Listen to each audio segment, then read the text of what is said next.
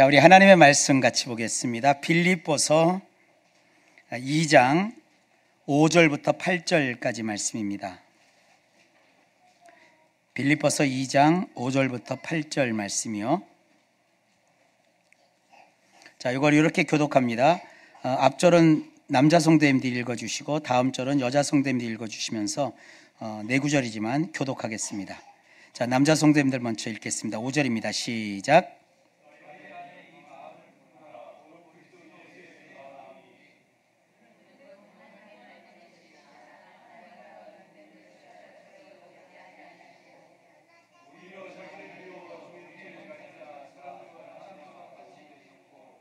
함께 읽습니다. 사람의 모양으로 나타내사 자기를 낮추시고 죽기까지 복종하셨으니 곧 십자가에 죽으심이라. 아멘. 제가 기도합니다. 주님, 오늘도 말씀하옵소서. 예수님 이름으로 기도하옵나이다. 아멘. 할렐루야. 저는 오늘 빌립보서 2장 5절로 8절 말씀을 가지고 성탄이 머금은 복음이라는 제목으로 하나님 말씀을 증언하려고 합니다. 성탄이 좋고 아름답고 또 우리 인생에서 굉장히 기쁜 이유가 지금이 연말이어서 송년을 하고 또 이것이 지나면 새로운 한 해를 맞기 위한 시즌이어서, 그리고 거리에는 화려한 성탄 트리가 장식되고, 그리고 아주 감미로운 크리스마스 캐롤이 울리고, 또 사람들 손에는 선물 보따리를 들어서 그렇게 즐겁고 행복한 것일까? 그런데 정말 이 성탄이 의미가 있는 것은 이렇게 세상을 보면서 세상에 집중을 하면 온통 그런 번쩍거리고 화려하고, 그리고 성탄 트리는 다 밤에만 전기불로 반짝거리는 거 아시죠? 그런 종류일 뿐이에요. 근데 정말 성경을 통해서 보면 성탄, 예수님이 탄생하신 것이 기쁜 이유는 예수님을 보면서 그분에게 집중할 때 우리 마음에서 생겨요.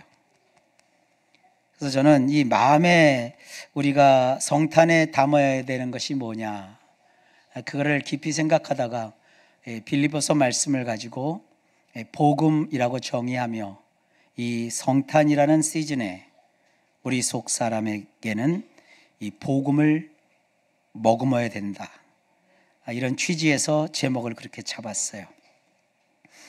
이 성탄절에 가장 많이 인용하는 성경 구절이 누가복음 2장 14절이에요. 지극히 높은 곳에서는 하나님께 영광이요 땅에서는 하나님이 기뻐하신 사람들 중에 평화로다 하니라. 이거를 사실은 기독교회가 앞장서서 말씀을 이렇게 줄이더라고요. 하늘에는 영광, 땅에는 평화. 이게 맞는 말일까요? 땡입니다. 하늘의 영광이 아니에요. 성경의 표현이 되게 중요해요. 이 구약의 하늘의 개념을 보면 그냥 해와 달과 별이 있고 구름이 있고 한 그것이 하늘이 아니에요. 이 하늘은 이런 유니버스라고 하는 우주로서의 그 하늘을 뛰어넘어요. 신약에 와서 그 하늘 꼭대기까지 갔다 온 분이 증언을 해요. 이 하늘 얘기는 너무 자주 하거나 제대로 하면 사람들이 오해하게 된대요. 그래서 말을 내가 많이 하지 않겠다고 해요. 근데 실제로 그가 소위 말하는 셋째 하늘까지 올라갔다 와요. 근데 셋째 하늘엔 뭐냐? 하나님의 통치하는 보좌가 있어요. 그리고 하나님을 호위하는 천사들이 있고, 그리고 지금 예수 그리스도께서 우리를 위해서 건설하고 계신 천국이 거기 위치하고 있어요. 그런 의미에서의 하늘이에요. 그래서 이것은 그냥 하늘로 얘기할 수 없는 거예요. 그래서 성경은 하늘이라고 표현하지 않아요. 지극히 높은 곳이라고 해요. 우리가 저 하늘에 뭐 있어봤자 해와 달과 별이 떠 있다고 생각하지, 그것에 하나님의 궁궐이 있고 하나님의 보좌가 있다는 거 세상 사람들은 꿈에도 생각을 못해요. 저 하늘이 번쩍거리고 화려해서 그 영광이 있는 게 아니에요. 이 영광이라는 말은요, 사실은 그 헬라어로 보면 그 독사라고 해요. 근데 이 독사라고 하는 이 헬라어는 의미를 깊이 들여다보면 하나님이 뜻하신 바를 완전히 다 이루시는 상황까지 다 포함하는 거예요. 그래서 영광이라는 것이 번쩍거리는 것만 뜻하지 않아요. 하나님이 행하고자 하시는 그 모든 뜻이 다 이루어지는 그 상황 상태를 다 포함해 갖고 영광이라고 하는 거예요. 하나님은 말을 실수하지 않습니다. 하나님은 인간을 창조함에 있어 실수하시지 않았어요. 하나님은 이 세상을 인도해 가시고 사람을 구원함에 있어서 실수하지 않으셨어요. 모르는 사람들이 하나님이 실수했다고 그러고 하나님이 잘못했다고 그러는데 안 그래요. 요한계시록에 인간의 종말에 대해서 쭉 나오는데 거기에서 지구상에서 살다 하나님의 심판대 앞에 모든 사람이 서요. 근데 그때 일치하는 말이 뭐냐? 하나님은 한결같이 언제나 정의로우십니다. 언제나 옳으십니다. 항상 올곧으셨습니다라고 고백을 해요. 우리가 잘 모를 때는 하나님이 나를 차별하셔, 하나님이 나한테 이럴 수 있어 이렇게 하지만 그건 내 생각이고 내 판단이고 내 보는 눈이 그렇게 보는 것뿐이에요. 하나님은 가장 완벽한 계획을 가지고 계세요. 그리고 그것을 완전하게 이루시는데 우리에게 뭔가 부족함이 있으면 우리에게 책임을 물으시는 것이 아니라 우리의 못하고 모자란 부분에 대한 책임을 하나님이 대신 다 짊어지세요. 그래서 성경은 하나님을 선하신 분, 좋으신 하나님이라고 해요. 이거를 시편 23편을 쓴 시편 기자 다윗이 보고 이렇게 고백을 해요. 나의 평생에, 이 평생이라고 번역한 것은요, 날들이 계속되는 동안에 주님의 선하심과 인자하심이 정녕 나를 따르리니 그랬어요. 우리 인생을 살아가는 동안 하나님은요, 지극히 높으신 곳에서 우리를 다스리고 우리를 이끄시는데 그분이 가지신 선함과 인자하심을 늘 베풀어 주신다고 했어요. 그런 의미에서 지극히 높은 곳에서 영광이에요. 이런 일이 언제 시작되느냐? 아기 예수께서 탄생하심으로 시작이 됐다는 거예요. 그 이전에 구약의 시대에, 그리고 구약과 신약의 중간 시대 한 400~500년 되는 그 기간 동안에는 인류가 이런 것을 경험하지 못했어요.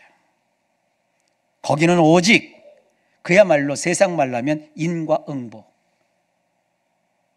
잘한 사람은 상 주고 못한 사람은 벌 주는 그런 율법의 법칙밖에 없었어요. 그러나 예수 그리스도께서 이 땅에 탄생하심으로 온 인류를 구원하셔서 하나님이 인간 가운데 오셔서 그들의 하나님이 되고 하나님이 택하시고 구원하신 백성들이 하나님의 백성이 되는 이런 하나님이 인간과 함께 사시는 그야말로 임마누엘의 그 하나님의 꿈이 실현돼요. 그런 의미에서 영광이에요. 그러니까 지극히 높은 곳에 계신 하나님께서 만세 전부터 이 시간을 만들기 전에, 지구를 만들기 전에, 우주를 만들기 전부터 품으셨던 그 모든 계획이 완벽하게 이루어져서 완성되는 그 영광의 순간, 그 타이밍이 이제 예수 그리스도의 탄생으로 시작되었다는 거예요. 그걸 천사가 노래하는 거예요. 엄청난 얘기죠. 이 하늘의 영광 이거 갖고 되는 게 아니에요. 그 다음에 땅에서 평화가 아닙니다. 예수님이 오셔서 땅이 평화라고요. 이 세상에서 벌어지는 국지전 대부분은 종교전쟁입니다. 신앙 때문에 수없이 많이 싸웁니다. 지금도 이 성탄절을 만들어 놓고요, 성탄절 때문에 기독교 안에서도 얼마나 많이 싸움을 벌이는지 몰라요. 기독교의 그 성경에도 안 나오는 성탄절을 지켜야 되느냐 말아야 되느냐 이것부터 시작을 해가지고 실제로 25일이 예수님의 생일이냐 아니냐 이거 갖지 막 싸우고요, 아주 그냥 막 머리통이 깨지도록 싸워요. 예수님이 처음 태어나셨던 그 마구간이 말 마구간이냐 나귀의 마구간이냐 그거 갖고 싸우고요. 예수님이 태어나신 그 마국간에서 거처가 없어서 거기서 하룻밤을 유숙했는데, 거기서 마리아가 해산의 고통을 하고 예수님을 낳으셨는데, 이것이 여관 주인이 그 두 부부를 천대해서 그런 거냐, 아니면 여관 부부가 이 사람들을 배려해서 없는 방까지 만들어서 그렇게 해준 거냐, 그거 갖고 신학자들이 싸우고 앉아 있어요. 아무런 문제 없고 아무런 이유 없는 거거든요. 예수 그리스도 때문에 이 땅은요 갈리고 싸워요. 예수님이 그러셨잖아요. 내가 너희에게 평화를 주러 온 줄 아느냐? 내가 와서 너희가 서로 다툰대요. 며느리와 시어머니가 다퉈요. 부부가 다퉈요. 부모와 자녀가 다퉈요. 민족과 민족이 다퉈요. 나라와 나라가 분쟁을 해요. 기독교 신앙 때문에. 대한민국에도 기독교 이렇게 분파를 보세요. 장로교, 감리교, 성결교 이렇게 교단도 있고, 이 장로교 안에도요 사소한 교단, 우리는 이제 합동이니까 제일 크다고는 하는데, 합동 통합, 나머지 또 자잘한 그 가지치는 그 단체들이 많아요. 근데 다 뭐냐면 자기들이 다 옳대요. 보세요. 대한예수교 장로회, 기독교 장로회, 기독교나 예수나 이게 같은 얘기요. 그리스도를 한자로 고치면 기독이요. 그러니까 한국은 기독교와 그리스도가 싸워요. 예수와 그리스도가 싸워요. 사람들이 그 이름을 내걸고. 지금 십자군 전쟁 때도 아닌데. 그러니까 예수 그리스도라는 이름 때문에 땅에서 무슨 평화가 있긴 무슨 평화가 있어요. 그게 아니에요. 땅에서 평화가 아닙니다. 이 땅에 사는 사람들 중에 하나님이 기뻐하신 사람들 중에 평화가 있대요. 여러분이 하나님이 기뻐하시는 자들이에요. 이제 여러분의 인생은 예수님으로 인해서 불화했던 곳에, 두려움을 가졌던 곳에, 오금을 저리면 잘 될지 모를지 못 될지 막 애달파는 중에 예수 그리스도가 오심으로 진정한 평화, 구약의 말로는 샬롬, 신약의 말로는 에이레네, 영어로는 피스, 우리말로는 평화, 그것이 예수님으로 인해서 시작됐다는 거예요. 여러분, 신앙의 목표를 다른 데 두지 마세요. 주님 안에서 누리는 평화. 하나님과 화목했으니, 바울이 그랬잖아요.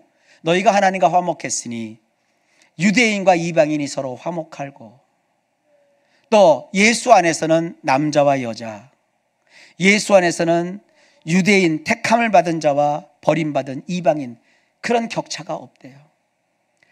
부자와 가난한 자, 배운 자 못 배운 자, 그런 격차가 없대요. 예수 안에서는 다 하나래요. 그러니까 하나님이 이러한 것을 예수님으로 인해서 이루었다고요. 그러니까 교회가 예수님을 붙잡으면 싸움이 없어요. 부부가 예수님을 붙잡으면 서로 불화하던 것이 다시 화목하게 돼요. 부모와 자식도, 여러분 자녀 그 교육 참 힘드시죠?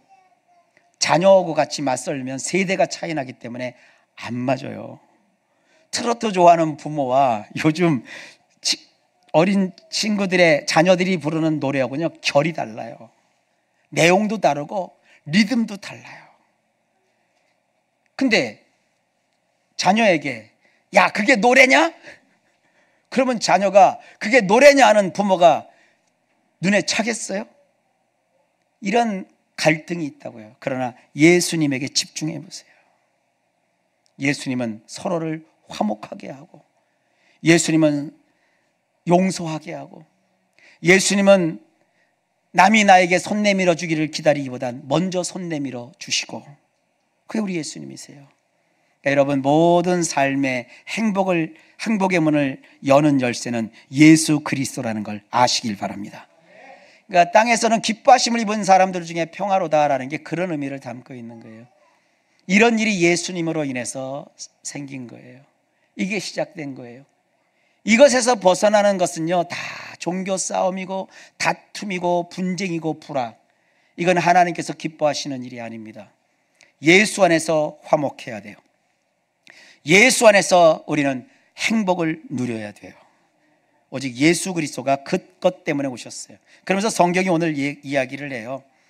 너희 안에 이 마음을 품으라. 곧 그리스도 예수의 마음이니.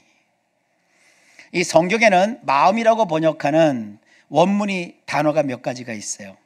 제일 흔히 말씀할 수 있는 그 단어가 뭐냐, 마음에 뭐 씨앗을 뿌린다는 게 있잖아요. 마음밭 얘기를 많이 하잖아요. 어떤 사람은 옥토밭과 같고, 어떤 사람은 돌짝밭 같고, 어떤 사람 마음은 길가밭 같고, 어떤 사람의 마음은 뭐 가시떨기게 나는 밭 같고, 뭐 이렇게 표현을 하잖아요. 그때 나오는 그 마음이 카르디아라고 하는 밭이 있어요. 그건 주로 감정입니다. 감성입니다. 근데 여기서 번역한 이 단어는요, 그런 카르디아가 아니에요. 포로네오라고 하는 단어인데, 이것은 사상, 생각, 의견, 이성적인 자세, 태도를 의미하는 그런 마음이에요. 그러니까 예수를 믿으면 마음만 뜨거우면 안 돼요. 그러니까 소위 예수 믿는 분들이 불로 막 뜨겁게 이것만 하면 안 돼요. 마음만 뜨거우면 안 돼요. 때로는 이성적으로 차갑게 생각할 수 있어야 돼요. 명철하게 분별할 수 있어야 돼요. 여기서 마음을 품으라는 것은 주님이 가지셨던 사상, 주님이 생각하셨던 방식, 주님이 내놓으셨던 의견, 주님이 가지고 사셨던 이성적인 판단에 의해서 아주 날이 서고 각이 서 있는 그런 분명하고 선명한 기준에 따른 태도, 이런 마음을 너희가 품으라는 거예요. 그냥 세상적에서 가진 거, 내가 부모에게 물려받은 성격, 내가 조성한 환경에서 만들어진 그러한 성품, 그런 거 말고 그리스도 예수의 마음을 너희가 품으래요. 이 성탄의 주인공이신 예수님은 이 땅에 계시면서 이성적으로 어떤 태도, 어떤 자세를 가지고 계셨을까요? 그게 오늘 본문의 내용입니다. 첫째, 예수님은요, 근본 하나님의 본체라고 소개를 해요. 이 말이 사실은 그 신학을 공부하는 분들에게 되게 어려운 단어예요. 근본이라는 말, 본체라는 말. 제가 많은 날을 연구했고 책도 받고 연구도 했는데, 연구를 많이 했다는 것은 뭐냐면 어려운 얘기를 쉽게 풀어서 얘기할 수 있다는 거예요. 공부를 많이 했는데 그 사람이 말하는 게 뭔지 하나도 못 알아들으면 그 공부 어설픈 게 한 거예요. 공부를 많이 하고 생각을 많이 하면 표현에 있어서 아주 쉽게 할 수 있어요. 그러니까 저는 제가 생각할 때 그래도 정리한 쉬운 얘기를 좀 해드릴게요. 이 근본이라는 말은요, 존재라는 단어예요. 존재라는 그 원어를 근본이라고 번역을 한 거고, 본체라는 것은요, 모르페라고 하는데, 요 근본, 예수님의 존재 자체는 뭐냐? 하나님의 본체라고 되어 있어요. 이걸 쉽게 얘기하면 그겁니다. 예수님을 딱 봤을 때 예수님의 인상이 생긴 것 자체가 100% 하나님이시다, 이런 뜻이에요. 여러분이 지금 예수님을 보지 않고 믿고 있잖아요. 근데 예수님을 본 분들이 있어요. 그 중에 베드로의 예를 들어볼까요? 베드로가 아직 예수님의 본격적인 부르심을 받기 전에 어부였어요. 밤새 노력했는데 고기를 한 마리도 잡질 못했어요. 그때 예수님께서 배 우편으로 그물을 던지라 그래요. 그물을 던졌더니 너무너무 고기가 많이 잡혔어요. 그물이 찢어질 정도로 고기가 잡혔어요. 어부로서 잔뼈가 굳은 사람이에요, 베드로가. 이게 보통 일이 아닌 거예요. 근데 이 베드로가 그 고기를 잡은 다음에 배에서 내려서 예수님께 제일 먼저 했던 행동이 뭔지 아십니까? 그 앞에 꿇어 엎드려, 주님, 나는 죄인입니다. 나를 떠나소서. 멀리 가라는 얘기가 아니에요.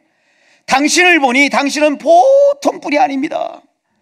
당신은 하나님급입니다. 당신은 그냥 인간 세상에 있는 분이 아닙니다. 당신을 대하고 보니 마치 하나님을 대하는 것 같습니다. 나는 죄인입니다. 그분을 봤을 때 그분이 나타내시는 그 하나님의 그 가지신 그 하나님을 느꼈어요. 지금 바울은 본문에서 그걸 얘기하고 있는 거예요. 예수님을 내가 소개할게. 예수님은 생긴 것 자체가 100% 하나님이신 분이에요. 만약에 예수님이 오늘 이 시간 딱 나타나서 여러분들이 예수님을 딱 육신을 가지셨으니까 보는 순간 느낄 것이 그겁니다. 아, 연예인 뺨치게 생겼네. 그게 아니에요. 이사야서에 보면 외모에 있어서는 흠모할 것이 아무것도 없대요. 예수님은 외모로 승부하시는 분이 아닙니다. 내면에 계신 참 존재감으로 우리를 대하시는 분이세요. 저는 여러분도 저처럼 하나님을 좀 한번 대했으면 좋겠어요. 저는 대전에 목회를 시작하기 위해서 큰 거 하나를 포기해야 됐어요. 그때가 86년이었습니다. 86년? 네, 87년이었네요. 87년도에 한 4월쯤 된 것 같아요. 그때 서울 극동방송의 전도 출판국이라는 곳에서 정식 직원으로 일하고 있었어요. 그때 참 처음 어와나라는 단체를 한국에 만들려고 한국에서 이 모든 것을 총괄할 젊은 사람을 등용해서 한국 대표로 세워가지고 이 어와나를 시작을 한다는 계획을 가지고 그것을 서울 극동방송에서 발족을 해서 이제 사람을 뽑았는데 제가 뽑혔어요. 그때는 미국 여행이 지금처럼 자유롭지 않습니다. 대한민국 정부가 미국 대사관에서 허가를 받기 전에 대한민국 정부에도 여행 허가를 받아야 돼요. 그리고 옛날에 여행 갈 때는 소양교육도 받아야 돼요. 소양교육을 다 받고 여권도 만들고 그러기 위해서 미국에서 초청장이 와야 돼요. 미국 시카고에 있는 어와나 본부에 초청장을 보냈어요. 그래서 이제 사람이 뽑혔으니까 미국에서 이 사람을 데려다가 90일 동안 훈련시켜서 한국으로 보내셔야 합니다. 그래서 거기서 우편물을 보냈다는 통지까지 받았어요. 그 순간 제가 그때 서울 화곡동에 있었거든요. 저희 집이 이제 화곡동이라 아버지 집이 화곡동에서 있는데 저는 그때 잠이 참 안 오는 거예요. 우리 이 목사님이 저 청년 때부터 봤기 때문에 영적으로 저를 많이 가르쳐 주셨어요. 만약에 잠이 안 오면 그건 불면증이 아니라 하나님이 너에게 말씀하실 것이 있어서 기도하려고 하는 거다. 근데 저는 제 할머니 할아버지 집은 수원에 있고 저희 아버지 집은 서울에 있어요. 왔다 갔다 부잣집이 아니라 그럴 수밖에 없는 상황이었어요. 수원에는 제가 또 집 가까운데 기도처가 있는 교회가 있어서 그 교회 가서 기도를 하고 평일날은 서울 집에서 기도를 했어요. 근데 그날도 밤에 잠이 안 와서 밤에 이렇게 소파에 다 이제 식구들이 자니까 소파에 앉아갖고 기도를 하고 있었는데 갑자기 캄캄해져요. 어두운데 더 캄캄해져요. 근데 한쪽 저쪽에서 환한 빛이 느껴져요. 눈을 뜨면 안 보이는데 눈을 감으면 보여요. 그러면서 이게 하나님의 천사의 음성같이 들리면서 하나님이 보좌라는 거예요. 근데 이렇게 눈을 드는데 환하고 금빛 찬란한 빛이 쫙 보이는 것 같으니 그 가장 밑바닥 있잖아요. 밑바닥이 싹 올라가는데 거기서 조금만 더 올라가면 제가 죽을 것 같아요. 나의 그 모든 죄악 때문에 조금만 더 올라가서 정말 하나님을 뵙기라도 하면 내가 죽을 것 같아요.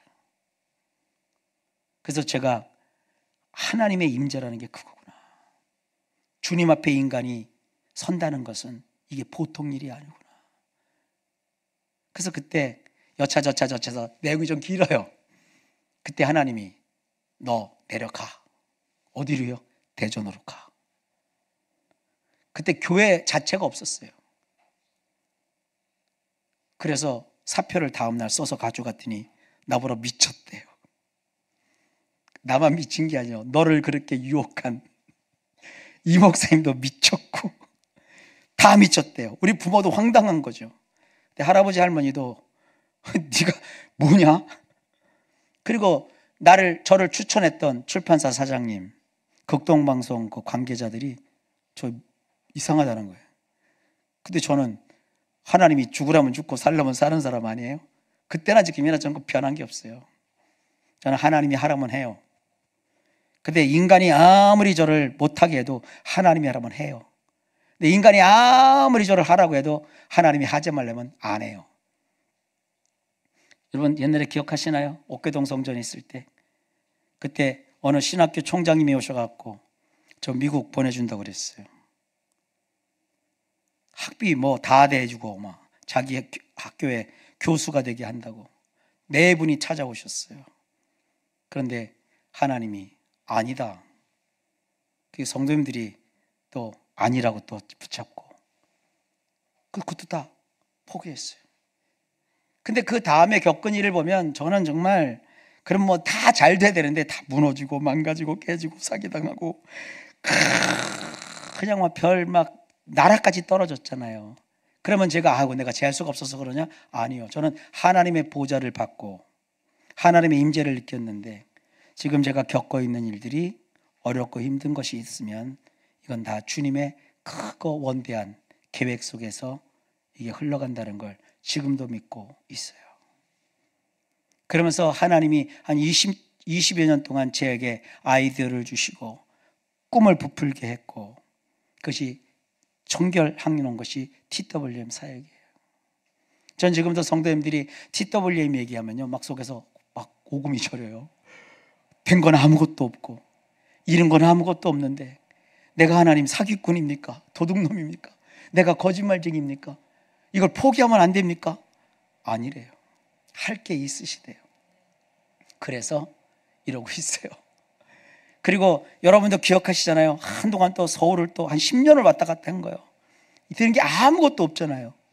그래서 저는요 우리 성도님들이 뭘 했는데 잘 안 됐다, 뭐 망가졌다, 공부를 했는데 이게 뭐 잘 안 됐다, 뭐 재수를 했는데 이게 됐다 안 됐다, 뭐 사업을 했는데 이게 어렵다 힘들다, 뭐 또 사람을 사귀었는데 이게 잘 안 된다, 가정을 이루었는데 막 이게 있다 해도 해줄 말은 없어도 걱정하지 말라는 말은 해요. 하나님 손에 달리면 그 인생 절대 바그러지지 않습니다. 버티면 돼요. 끝까지 가보자고요. 우리는 인생을 지금 종착지에 달아서 상 받고 벌 받고 결론 내는 자들이 아니에요. 도중을 가는 자예요. 중간점에 어디에 있는 거예요. 젊어서 성공을 못했다고요? 내가 나이 들어서 끝났다고요? 하나님이 나이를 연장시켜주면 되잖아요. 어디 제가 그냥 빈말인가요? 제가 그래서 흔히 얘기하는 게 켄터키 프라이드 치킨 할아버지가 그 전까지는 그냥 조그만 회사의 직원이었어요. 나중에 은퇴하고 나서 차린 것이 켄터키 프라이드 치킨 아닙니까? 제가 그 내막을 조금 알아요. 왜냐하면 지그지글러의 정상에서 만납시다라는 책을 쓴 지그지글러가 또 그 책을 썼는데 제가 번역을 또 했어요. 그 내용을 제가 좀 알고 있어요. 70세 먹었을 때 동네 치킨집에 가서 저기 사장님, 내가 치킨을 좀 맛있고 특이하게 튀길 줄 아는데 나를 좀 쓰시오. 그러니까 그 사장님이 나이를 떴거든요. 연세 드신 분 집에 가서 편히 쉬시오 하고 쳐다도 안 본 거예요. 그러니까 자기가 직접 그래? 니네들이 날 채용 안 하면 내가라도 시작하지 뭐 해갖고 했던 것이 지금은 모르겠어요. 그 당시에는요 미국 대사관이나 영사관은 없어도 켄터키 프라이드 치킨집은 있대요. 제가 벌써 한참 됐죠. 우리 아이 꼬맹이 때니까 크네. 그때 북경을 갔지 않습니까? 배 타고 저기 청도에 갔고 기차 타고 갔나 하여간 그 북경을 갔더니 북경에도 켄터키 프라이드 치킨이 있더라고요. 거기 가서 보니까 켄터키 프라이드 치킨이 얼마나 북경께 맛있는지 하나 시켰더니 바게트를 시켰더니 그 사람들이 시키는 날 보고 이렇게 봐요. 진짜 우리 말로 바켓으로 드럼통 것도 바켓으로 이만큼을 주는 거예요. 둘이 먹다 질려갖고 한 닭을 10마리 정도 튀긴 것 같아. 그 켄터키 프라이드 치킨이 그 공산주의 국가의 그 핵심부에도 있더라고요. 그러니까 여러분 인생은 절대 하나님이 끝나라고 하면 끝나는 거지 그전에는 끝나지 않는 거예요. 그러니까 예수 안에서 마음의 평안을 누리세요. 하나님께 다 맡기세요. 자, 누가 보더라도 100% 하나님이신 이 예수님이 근데 이 세상을 살면서 어떻게 하셨느냐? 하나님과 동등됨을 취할 것으로 여기지 아니하셨대요. 이것도 되게 어려운 얘기예요. 동등이라는 말. 그런데 하나님과 동등됨을 취할 것으로 여기지 않았다는 말은 이런 뜻이에요. 하나님이신 게 맞거든요. 하나님이신데도 하나님이신 것을 내색하지 않으셨다는 거예요. 옛날 우리 흔히 봤던 그 웹툰 중에서 웹툰 나오기 전에 오인영이라는 그 만화가 있었어요. 그 사자가 주인공이거든요.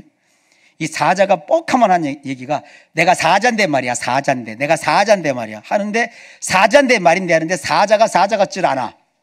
사자가 토끼한테도 지고 사자가 쥐의 새끼한테도 지고 사자가 개한테도 지고 다 져요.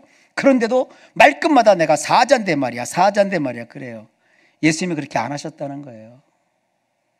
예수님은 기적을 일으키시면서도 놀라운 일을 일으키시면서도 병을 고치시면서도 야 이제 병 고침 받았지? 온 동네방네 가서 소문내라 안 그러셨어요.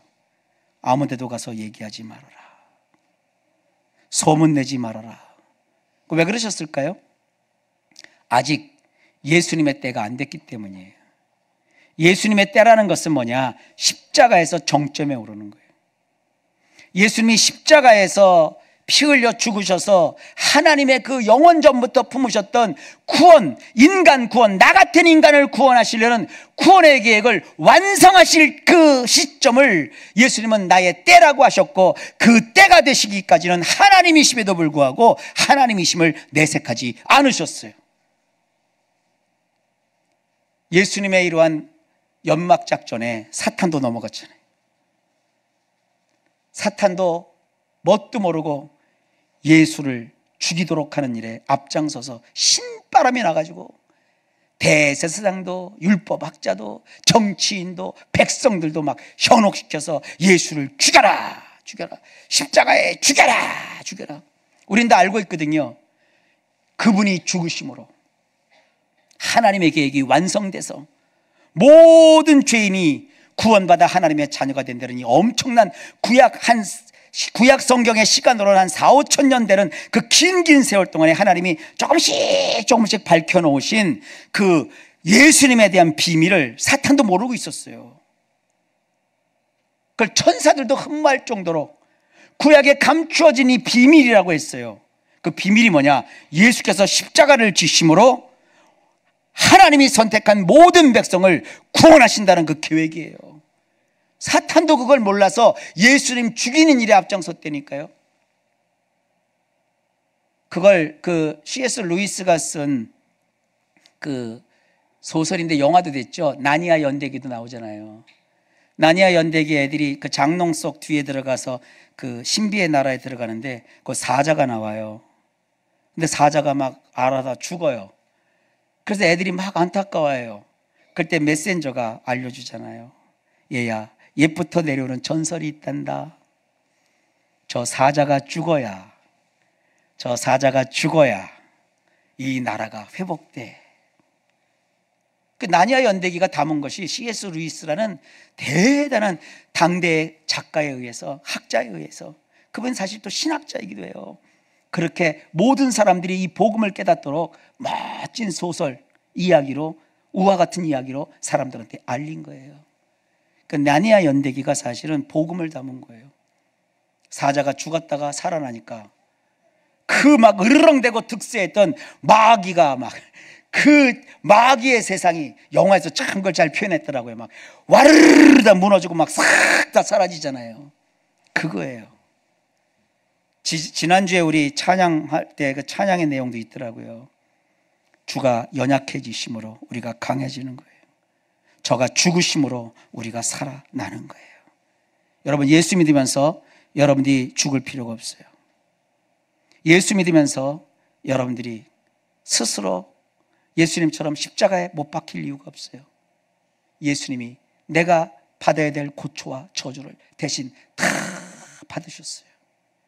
주님이 십자가에서 이루신 그 승리를 믿음으로 받아서 예수님의 마음을 갖고 우리가 세상을 살아가야 해요. 자, 결론을 맺을게요. 예수님이 가지신 마음이 있어요. 빌립보서 2장 3절입니다. 아무 일에든지 다툼이나 허영으로 하지 말고 오직 겸손한 마음으로 각각 자기보다 남을 낮게 여기고. 이 낮게 여긴다는 말은요, 무슨 뜻이냐? 등급. 사람들을 세상 살면서 등급을 다 정해놓죠. 너 어디 출신이야? 니네 아버지 뭐해? 그런 게 다 등급이거든요. 순서 매기는 거예요. 계급 매기잖아요. 너 어디까지 나왔어? 어디까지 가봤어? 얼만큼 벌어봤어? 이게 다 세상이 말하는 등급이요. 또 사람들은 이 세상 살면서 무슨 지위가 있고 위치가 있는 줄 알아요.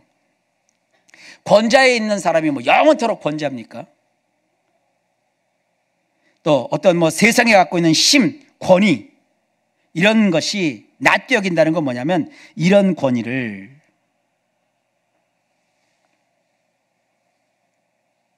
내가 비록 가지고 있어도, 내가 누리고 있어도 사람을 대할 때 나보다 너는 낮고 천한 자이다, 이렇게 하지 않았다는 거예요. 예수님이 가장 높으신 분이에요. 가장 크신 분이세요. 딱 봐도 하나님이신 그분이세요. 그분이 인간이 되셨는데, 그분은 하나님이심을 취할 것으로 여기지 아니하시고, 오히려 예수님은 자기 자신을 비우고 낮추셔서 사람들과 같이 되셨어요. 이것을 보면서 빌립보에서 뭐라고 하냐면, 너희도 이런 예수님이 자기를 낮추신 그런 겸손한 마음을 가지고 이 세상을 살아갈 때, 이 세상에 나보다 낮은 사람, 나보다 천한 사람, 나보다 못한 사람은 없다는 이런 겸손한 마음을 가지고 사람을 대하고 살아가라. 이 성탄의 메시지가 그거예요. 기쁘다 구주 오셨네, 우리가 찬양할 수 있죠.